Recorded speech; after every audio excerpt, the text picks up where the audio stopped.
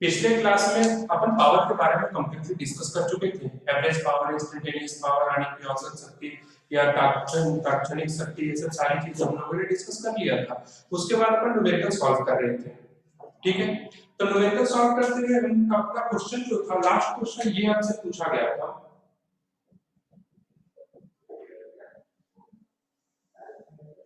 कि एक प्रोजेक्टाइल है, ये एक्स एक्सिस है, ये वाई एक्सिस है, वर्टिकल है, हॉरिजॉन्टल है। एक प्रोजेक्टाइल है जिसका मास एक ऑब्जेक्ट है जिसका मास m है।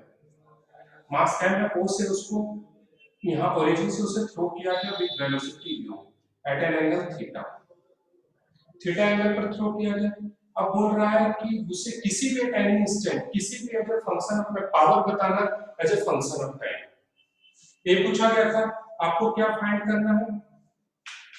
फाइंड करना है पावर डन बाय mg, वही फोर वर्क करना है, power by gravitation as a function of time, यही आपको फाइंड करना है। क्वेश्चन में लिखवा दिया था, ठीक है। अनइंस्टेंटेनियस पावर, किसी भी इंस्टेंट के ऊपर की बात कर रहे हैं, ठीक है। चलिए हमसे पूछ लिया, चलिए आज सॉल्व करना शुरू कर देते हैं। इसलिए हमसे क्या पूछा गया? इंस्टेंटेनियस पावर यानी तात्क्षणिक power. Power instantaneous is equal to force vector dot vector, यही होता है, ठीक है। तो यहाँ पर पूरी स्टोरी में हमारे पास जो पावर किसी भी जगह पर जाएंगे तो फोर्स तो हमेशा किधर लगेगा? अगर ये ऑब्जेक्ट यहाँ पर भी है तब भी फोर्स हमेशा क्या लगेगा? mg लगेगा, ठीक है। तो फोर्स में तो हमें कोई प्रॉब्लम नहीं है।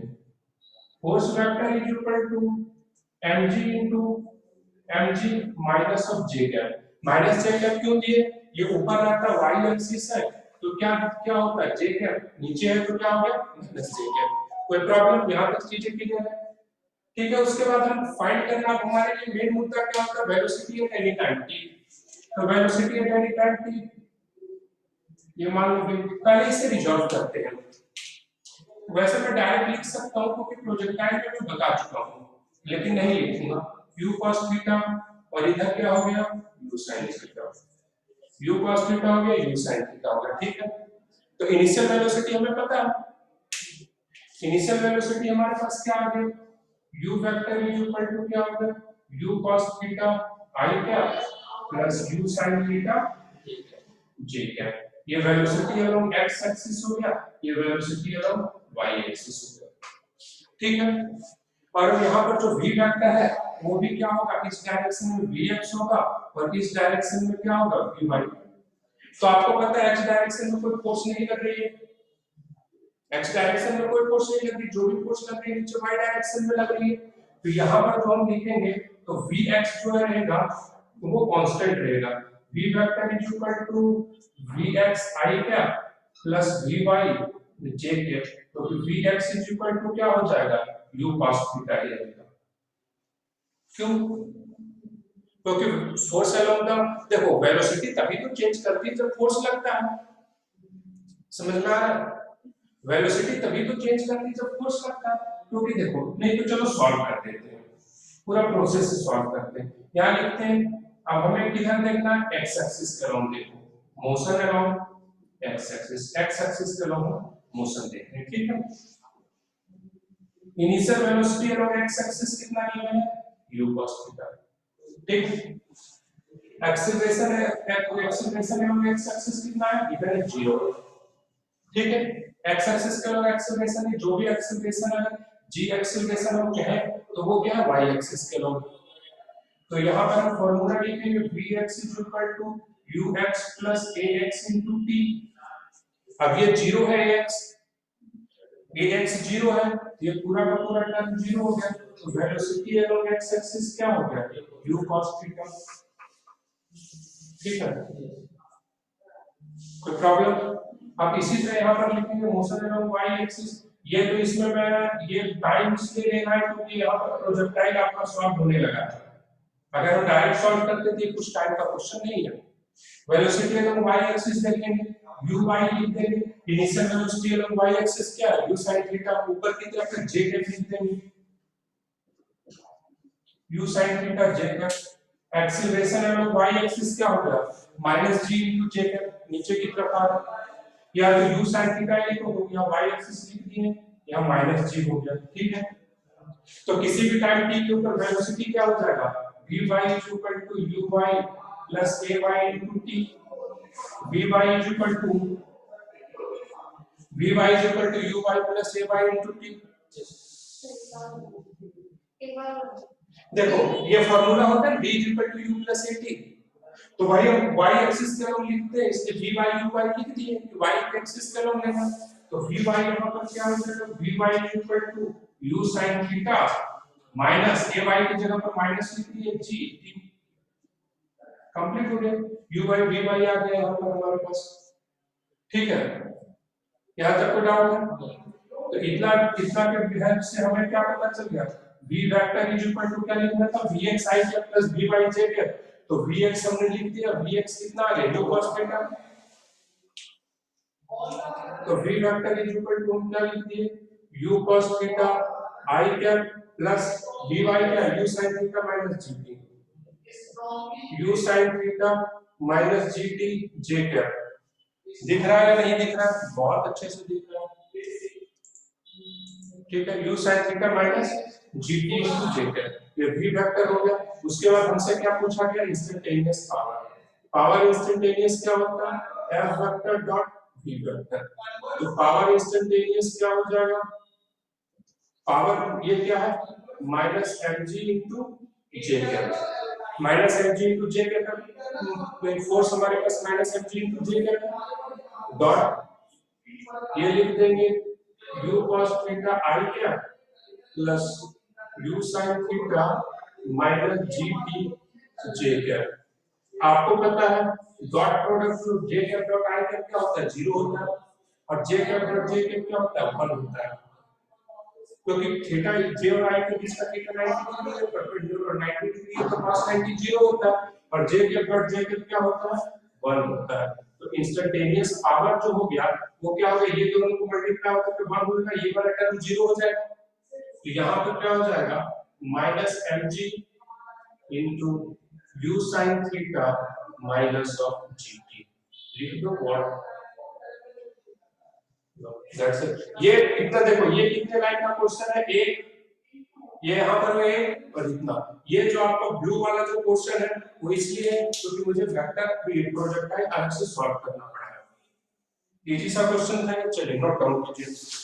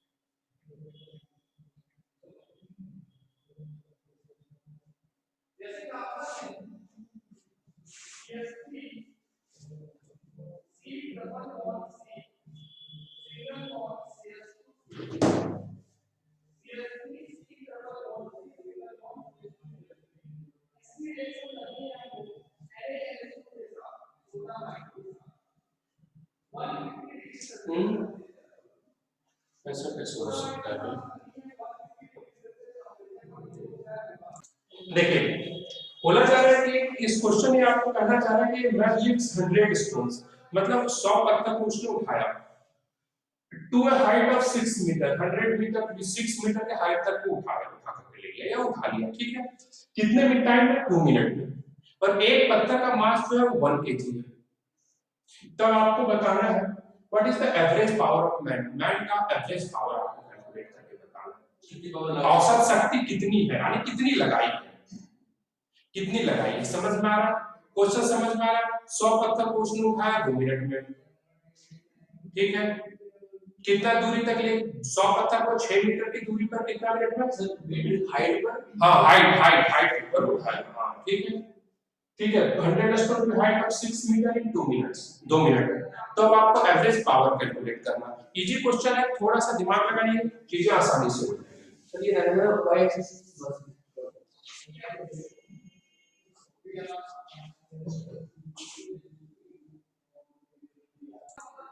ठीक है, देखिए average power is equal to total work done by time. Here time is given 2 minute, time दिया हुआ है 2 minute is equal to 120 second. अब हमारे पास क्वेश्चन आता है टोटल वर्क डन।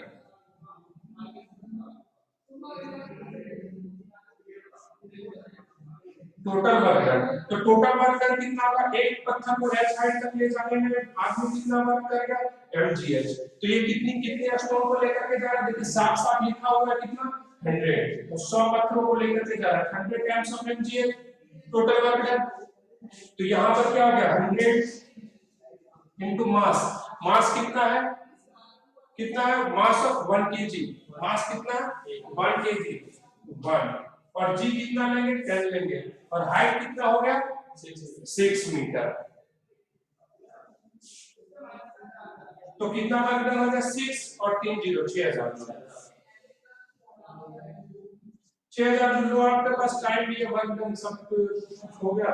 तो average power is equal to total work done upon total time. तो P average is equal to कितना हो गया? Total work done, total work done क्या हो गया? 6000। और टोटल टाइम कितना हो गया? 120। ये देखो यहाँ जूल है और नीचे सेकंड हो गया, तो जूल पर सेकंड इज वॉट। ठीक है, ये कैंसिल हो गया। 12 5 जा 60, एक और जीरो हो गया। तो एवरेज पावर जो इंसान लगाया है वो उसका एवरेज पावर कितना अप्लाई किया गया है उसमें? 50 वॉट। ठीक है, कितना एवरेज पावर है? 50 वॉट। चलिए फटाफट नोट डाउन कीजिए।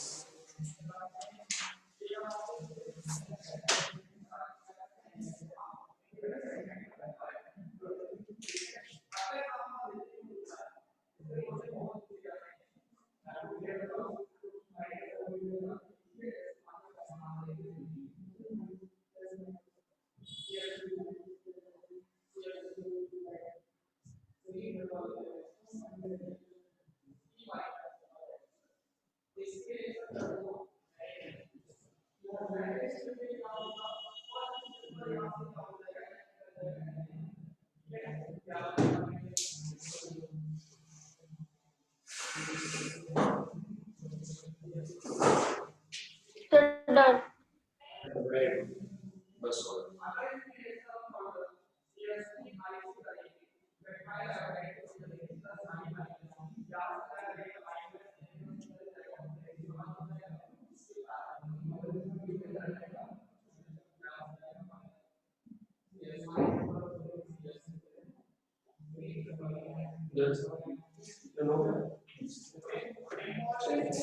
कुछ देख लेते हैं, इसमें फ्रिक्शन का एप्लीकेशन भी देख लेते हैं क्वेश्चन में, उसके बाद खत्म करेंगे।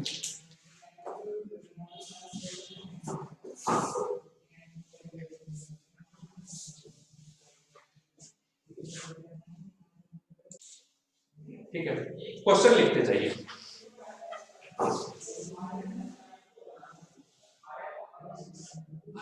ये ब्लॉक ऑफ मास एल, ये block of mass L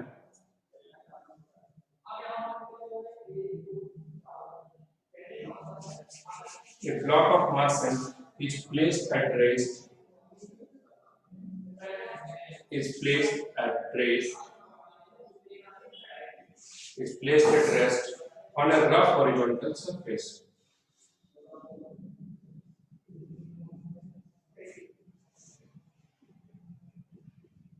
On a rough horizontal surface. On a rough horizontal surface with friction coefficient mu.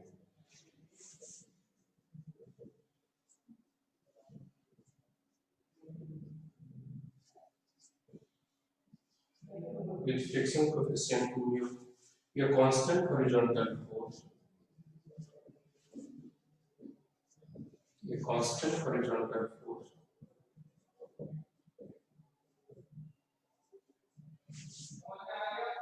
a constant horizontal force is applied on it.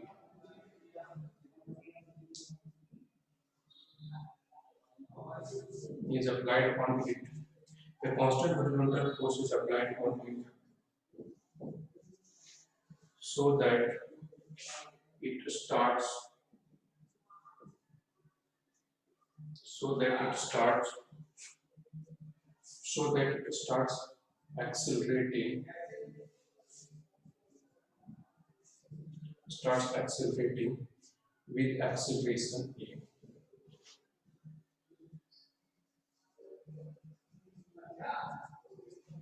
With acceleration A.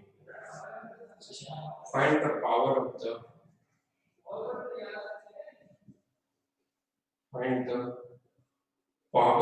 applied force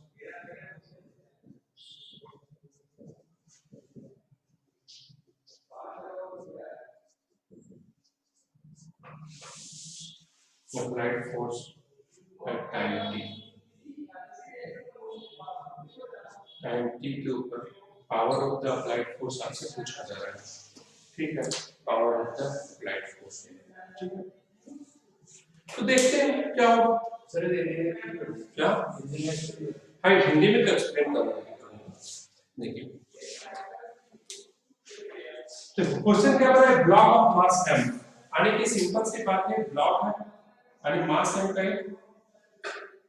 block रखा हुआ है, placed on rest, ये किस condition में रखा हुआ, rest में, on rough horizontal surface, ये रहा ये हॉरिजॉन्टल सरफेस है, क्षैतिज सतह, ठीक है, ये क्या है, रफ हॉरिजॉन्टल सरफेस। कोई प्रॉब्लम, रफ हॉरिजॉन्टल जैसे रफ बोला वैसे समझ लेना कि फ्रिक्शन लग गया विद फ्रिक्शन कोएफिशिएंट म्यू, ये और भी अच्छी बात है, बोल भी दिया क्लियर, फ्रिक्शन कोएफिशिएंट म्यू, ये constant horizontal force is applied on it, ये कांस्टेंट हॉरिजॉन्टल फोर्स एफ मान सर फ्रिक्शन बोला नहीं होता फिर आप क्या मतलब फ्रिक्शन एक क्वेश्चन में दिया नहीं होता, ये फ्रिक्शन अगर नहीं दिया रहता तो फिर हम कैसे लगाएंगे, फ्रिक्शन का कुछ तो रहना चाहिए, फ्रिक्शन सरफेस दिया हुआ रहेगा या तो रफ सरफेस रहेगा उसमें फ्रिक्शन का एप्लीकेशंस कुछ दिया हुआ रहेगा, अगर स्मूथ सरफेस बोल दिया तो हमें लगाना है। ये constant horizontal force is applied on it so that it starts accelerating with acceleration A, इसमें कांस्टेंट अप्लाइड फोर्स हमने F अप्लाई किया, इसमें कांस्टेंट एक्सेलरेशन क्या हो रहा है, ठीक है। तो अब हमें फाइंड करना है, find the power of applied force at time t time पर power of the applied force हमें फाइंड करना है, ठीक है। तो पावर क्या होता है, फोर्स इनटू वेलोसिटी, ठीक है, power is equal to force into velocity, लेकिन ये देखना इसका फोर्स की वैल्यू कितना, ये बोल रहा है कांस्टेंट एक्सीलरेशन a से चल रहा है, तो हम पहले इसका फ्री बॉडी डायग्राम बनाना चाहेंगे इस ब्लॉक का, तो जब हम इस ब्लॉक का फ्री बॉडी डायग्राम बनाने के लिए जाएंगे, देखिए इस ब्लॉक का जब हम फ्री बॉडी डायग्राम बनाएंगे, ये m मास का ब्लॉक है, ठीक है, इसका नोट नहीं करना है अभी, ठीक है, यहाँ पर फोर्स F लग रहा है और फ्रिक्शन भी लगेगा पीछे की तरफ मोशन में, तो फ्रिक्शन कितना लगेगा, mu m, that is mu mg, mu mg होगा, क्योंकि अगर नॉर्मल रिएक्शन ऊपर की तरफ n लगेगा तो नीचे की तरफ कितना लग रहा है mg, ठीक है, यहाँ तक कोई प्रॉब्लम, और ये एक्सेलरेशन गिवन है, ये यहाँ जा रहा है, ठीक है, तो हम जानते हैं F net is equal to mass into acceleration, F net is equal to क्या होता है, mass into acceleration, net force क्या होगा, F आगे लग रहा है, नीचे की तरफ कितना लग रहा है, mu mg is equal to m into a, तो फोर्स इज इक्वल टू क्या हो गया, म्यू mg प्लस ma, कितना हमने अप्लाइड फोर्स लगाया है, फोर्स हम कितना लगा इतना कैलकुलेट होकर के आ गया, ठीक है। अब वेलोसिटी फाइंड करना है आफ्टर टाइम t बोला, at time t velocity of block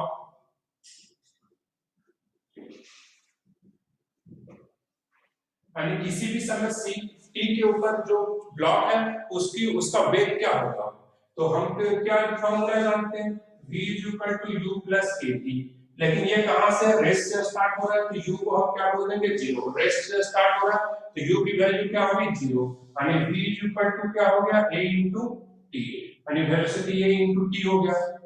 तो अब हमसे क्या पूछ लिया गया है, पावर ऑफ फोर्स क्या हो जाएगा, पावर क्या हो जाएगा, ये power at any time t क्या हो जाएगा, f vector dot v vector, भैया फोर्स भी आगे की तरफ वेलोसिटी भी आगे की तरफ, तो cos 0 1 direct force into velocity कर देते हैं, तो फोर्स इज इक्वल टू क्या होगा, म्यू mg प्लस ma, और साथ में क्या होगा, t, खत्म,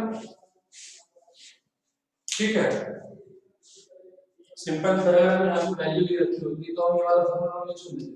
अगर कोई वैल्यू दी हुई रहती है अप्लाई करके कीजिए या फार्मूला यूज कर लीजिए। आप फार्मूला देखिए, ये जो रैंडम स्टैक के क्वेश्चन है इसको प्रोसेस से आपको समझना पड़ेगा, क्योंकि आप कितने फार्मूले यूज करेंगे फिजिक्स में। जो स्टैंडर्ड फार्मूले हैं जैसे ये power equal to force into velocity A vector dot B vector, ये तो याद रखने। अब हर एक क्वेश्चन का आप कहां से उतना रख पाइएगा, आपको प्रोसेस को समझना पड़ेगा। ठीक है, नोट कर रहे हो, सिर्फ इस क्वेश्चन के लिए नोट नहीं करना, इस कॉन्सेप्ट के लिए भी नोट करना। चलिए फटाफट नोट डाउन कीजिए।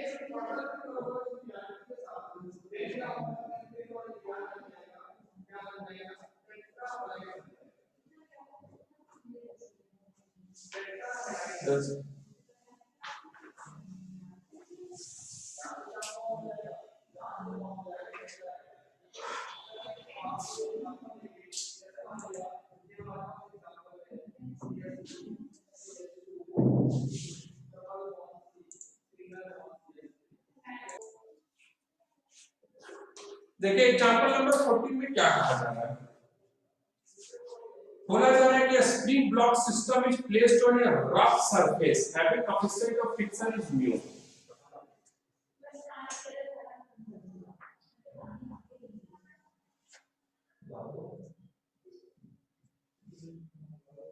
ये स्प्रिंग ब्लॉक सिस्टम है,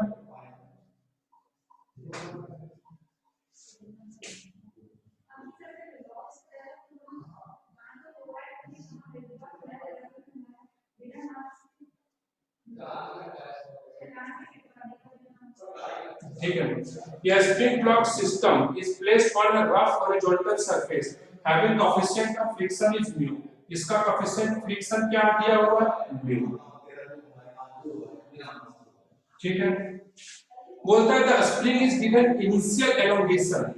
इनिशियल एलोंगेशन क्या दिया, 3 म्यू जी बाय के। तो ये जान लीजिए कि यहां पर मान लीजिए कि इक्विलिब्रियम पोजीशन पर है, न्यूट्रल पोजीशन यहां पर एकदम सिंपली अब ईमानदारी से वो रखा हुआ है। इसे हमने कहां पर एक्सटेंड करके ले गए हैं, इसे हम यहां पर लेकर के आ गए हैं, यानी ये हमारा क्या हो गया, एक्सटेंशन हो गया डेल्टा एक्स। ठीक है, ये कितना हमने एक्सपेंड कर दिया, elongation 3 mu mg by k। तो एक मजे की इंपॉर्टेंट बात बताएं, इसके पास कितनी एनर्जी स्टोर है, potential energy half k into elongation delta x का स्क्वायर। इतनी एनर्जी स्टोर है ना, इतनी तो एनर्जी लेकर के रखा। तो अब आपसे पूछा गया है initial acceleration of the block, जब हम इसको यहां से छोड़ेंगे तो इसके ऊपर कितना इनिशियल एक्सीलरेशन लगेगा। ठीक है, तो इनिशियल एक्सेलरेशन देखो जैसे ही हम यहाँ से लीव किए ये क्या होगा, इधर जाना चाहेगा, स्प्रिंग फोर्स लगेगा, लेकिन क्या जाने दे देगा, फ्रिक्शन बैठा हुआ है, क्या करेगा, इसका कोएफिशिएंट ऑफ फ्रिक्शन कितना दिया हुआ है, म्यू, बोलेगा कहां चला तुम, यहाँ म्यू mg। अब भाई जरूरी नहीं है वो रोक के लेगा, लेकिन अगर इसका खींचने वाला जो स्प्रिंग फोर्स है वो ज्यादा रहेगा तो लेके आगे बढ़ जाएगा, लेकिन आसानी से तो जाने नहीं देगा। और इसे हमें क्या बोलना है कि इनिशियल एक्सेलरेशन बताओ, तो इनिशियल एक्सेलरेशन क्या हो जाएगा, F net upon mass. Clear हो जाएगा, F नेट कितना हो जाएगा, कैलकुलेट कर दो यार, अब क्या करना है, ये देखो spring force minus friction upon mass. Spring force क्या होता है, स्प्रिंग फोर्स होता है K into delta x, spring force K into x होता है और वर्क डन हाफ के x स्क्वायर होता है। ठीक है, तो यहां पर लिखेंगे, हो जाएगा x लिख दीजिए 3 mu mg by k, delta लगा देंगे, मतलब आप x लिख पे लोगे इसमें कोई तो डेल्टा मतलब हमने यहां लगा दिया गलती से, तो गलती को लेकर के साथ में चल रहे, नहीं लगाते तो नहीं लिखते, उसमें कोई लफड़ा नहीं, अपने को समझ में आना चाहिए। अपना जो है फाइनली देखो 4 ऑप्शन में एक ऑप्शन में बस इतना ही करना है, ये है बस, ठीक है, अपना बीच में क्या लिख रहे हैं अपने को समझ में आना चाहिए कि हम ये लिखे हुए हैं, ठीक है, ओके, हमें तो बस गोल घेरा ये तो करना है, ठीक है, यहां तक हो गया, यहां तक एक्सेलरेशन पता चल गया, उसके बाद पूछा कि नहीं गिरा, एक और है, चलिए ठीक है, फिर क्या बोला गया, maximum compression in spring, spring में मैक्सिमम कंप्रेशन क्या होगा, तो ये मैक्सिमम कंप्रेशन क्या होगा, ये देखो, ये एनर्जी जितनी है, मान लो कि यहां से ये कंप्रेशन इसका x हो गया, ठीक है, तो ये जितनी एनर्जी है उसे वो किसमें यहां तक में आनी चाहिए, और उसमें से कुछ लॉसेस होगा यहां से यहां तक का, मान लो ये क्या y लो, क्योंकि उधर हम x मान लिए तो कंफ्यूज करोगे, तो यहां पर कितनी एनर्जी है, लिख रहे हैं half k into delta x कितना है 3 म्यू mg बाय k का होल स्क्वायर, इतनी एनर्जी है, और लॉस यहां से यहां तक पाने में कितनी एनर्जी का लॉस होगा, माइनस म्यू mg, और यहां से यहां तक आने में कितना है, यहां से यहां तक 3 म्यू mg बाय k और इधर y 3 mu mg by k plus y, ये लॉस हो गया फ्रिक्शन की वजह से, अब जो बचेगा वो हो जाएगा हाफ k y स्क्वायर, निकाल लो यहां से y की वैल्यू, और y क्या हो जाएगा, मैक्सिमम कंप्रेशन, ठीक है, मैक्सिमम कंप्रेशन कैलकुलेट कर लीजिएगा। फिर बोल रहा है मैक्सिमम स्पीड क्या हो जाएगा, मैक्सिमम स्पीड एनर्जी कंजर्वेशन कर दो, ठीक है, मैक्सिमम स्पीड में एनर्जी कंजर्वेशन करके देखो सबसे पहले हमारा फोर्स जीरो कहां पर होता है, इक्विलिब्रियम पोजीशन के ऊपर हमारा फोर्स जीरो होना चाहिए, तो देखो हमारा फोर्स जीरो कहां पर होगा, जब ये आ रहा है तो सबसे पहले F हम जीरो करेंगे, और जो फोर्स जो जीरो होगा वो किस पोजीशन पर होगा, म्यू mg बाय k की जगह पर, क्योंकि जब ये म्यू mg बाय k को यहां पर धक्का दिया हुआ रहेगा, ठीक है, तो म्यू mg बाय k को ये कंप्रेस किए हुए रहेगा, तो उसमें से इसमें हम निकालेंगे किस पोजीशन के ऊपर फोर्स जीरो होता है, और वहां पर क्या हम एनर्जी कंजर्वेशन करके सॉल्व कर देंगे, ठीक है, इसको ट्राई कीजिएगा सारा, और कल जो है इसके अलावा 55 क्वेश्चंस, हाँ इसके अलावा प्रीवियस ईयर को कनिका तुम बताइए प्रीवियस ईयर क्वेश्चन बैंक में कितना दिया